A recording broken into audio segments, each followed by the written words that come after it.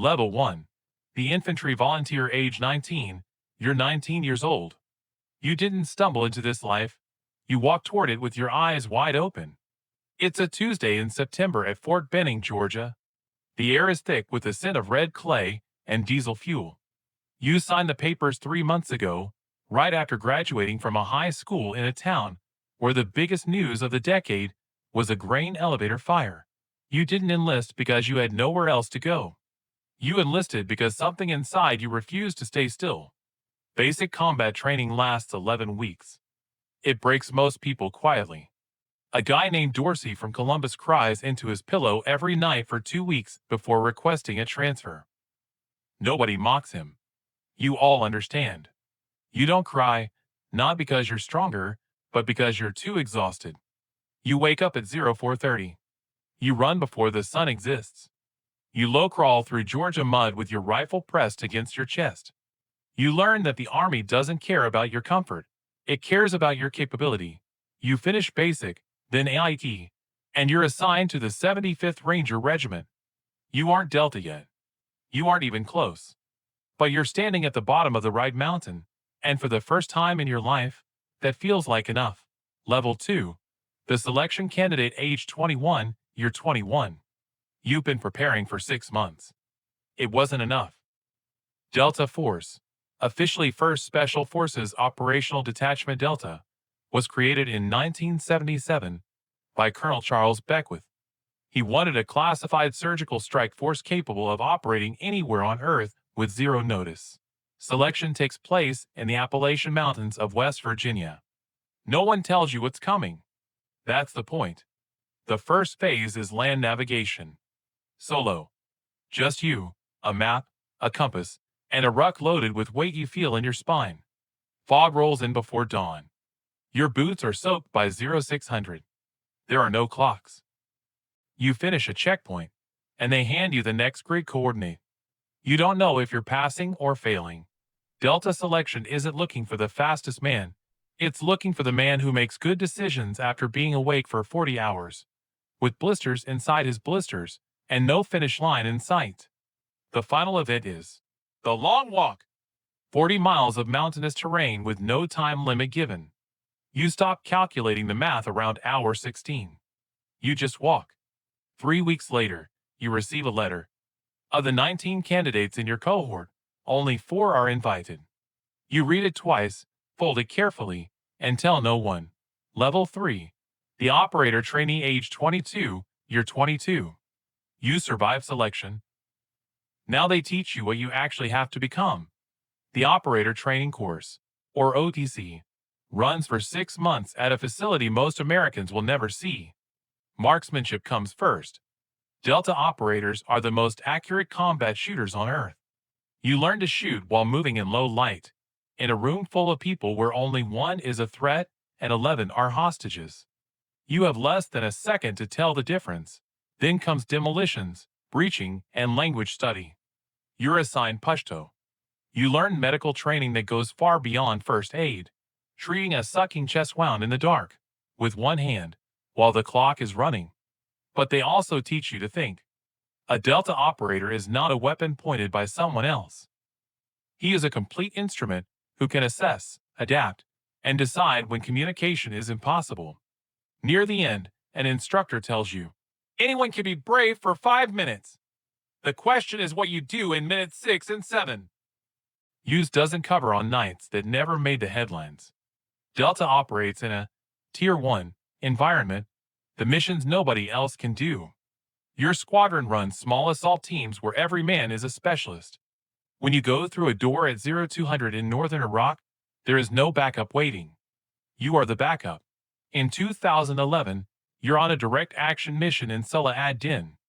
The target is a mid-level facilitator. The intelligence window is 6 hours. The assault is clean. 3 minutes, no casualties. In the debrief, you say 40 words. Your team leader says less. This is what people misunderstand. The missions that matter are invisible. They happen in a compound in Mosul or a safe house in Djibouti. And they prevent things rather than avenge them. Prevention doesn't trend. Silence doesn't make headlines. But the world is safer because of a night you'll never describe to anyone outside the unit. Level 5. The team leader age 27, you're 27. People are now following you through the door. As a team leader, you are responsible for 6 lives. Your job is no longer just to execute, it's to think while executing. You hold the map in your head and the door in your hands simultaneously. You have to know your men, knowing that one favors his left side under pressure, or another hasn't slept in 4 days. Leading Tier 1 operators is unique. These men are elite professionals who will follow you only because you have earned it.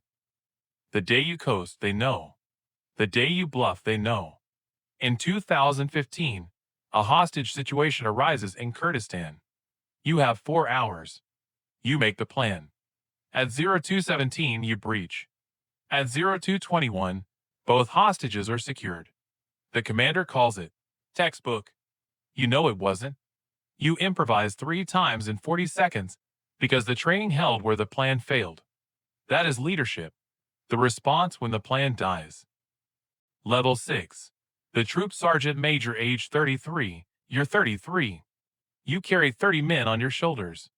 As the Troop Sergeant Major, you are the bridge between what commanders envision and what operators actually encounter. Your job is to close the gap without losing either side. One of your hardest jobs is recognizing when a man has peaked.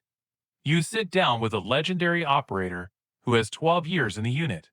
His decisions have grown smaller. He's managing risk instead of owning it. You tell him straight, I need the version of you that took that mountain in 2008, not the version that's protecting his legacy. You can teach tactics. You cannot manufacture a man willing to be broken open and rebuilt at 33. But you can recognize the ones capable of it and be honest enough to ask. Level 7. The Squadron Commander age 38, you're 38. You are the rank of Lieutenant Colonel.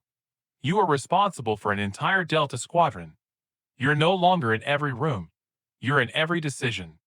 When you were a team leader, you thought in hours. Now you think in months. The assault your team runs tonight was shaped by a budget decision you made 8 months ago regarding training priorities. In 2019, your squadron supports an operation in Syria. The mission evolves 4 times in 2 weeks. Each shift means rewriting the plan and absorbing new risks, while explaining those risks to generals under political pressure. When the birds return at 0340 with no friendly fatalities, you feel a quiet gratitude. 200 people trusted your decisions, and those decisions held. The hardest part of command at this level is the silence. You take the authority, you take the outcome, and you take the weight of the cost. Level 8. The Delta Force Commander age 44, you're 44. There is only one of you. The commanding officer of 1st SFODD is a full colonel. Your photograph doesn't appear in press releases. Your itinerary is a secret. Your phone rings at 0300 with a voice from the Pentagon asking for a feasibility assessment on a mission in a country where you aren't officially present. You have 4 hours to shape national policy. The pressure is structural and constant. Every decision has downstream consequences for the operators on the ground and civilians, who will never know your name. You are responsible for the future of the unit, passing forward a culture of standards and values intact. You tell a junior analyst, every decision you make lands on someone younger and braver than you. You get the authority, they get the ground. That should terrify you. Always. Level 9. The SOC Commander age 50, you're 50. A 3-star Lieutenant General. You now command the entire architecture, Joint Special Operations Command.